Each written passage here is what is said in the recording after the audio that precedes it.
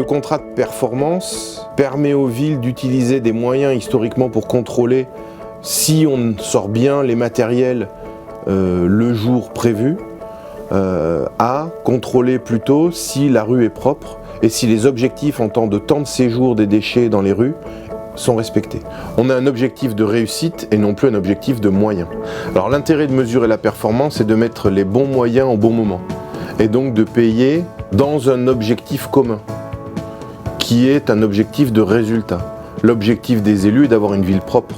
Dans le cadre du contrat de performance, on a deux types d'indicateurs, les indicateurs de qualité de service et les indicateurs de développement durable. Nous, en interne, on a un certain nombre de remontées d'informations qui sont effectuées au quotidien par les équipes, que ce soit par l'intermédiaire des tablettes ou des GPS. Toutes les remontées d'anomalies passent par notre logiciel de gestion des demandes et ensuite c'est redescendu directement pour intervention par les équipes sur le terrain et on a des actions de médiation derrière qui sont réalisées par l'équipe de médiateurs.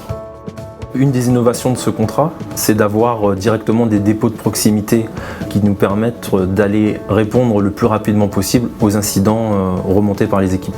L'analyse de la masse de données permet de mettre en place de façon très localisée et très précise des actions qui permettent de progresser. Le vrai défi de la performance, de façon à justement envoyer les outils nécessaires ou les moyens nécessaires, qu'ils soient humains ou matériels, c'est la gestion de la donnée. Un contrat de performance nécessite des équipes en matière de rassemblement, d'analyse et de prospective sur ces données, de façon à justement adapter les moyens prévisionnels et que le contrat soit gagnant-gagnant entre le client et le prestataire.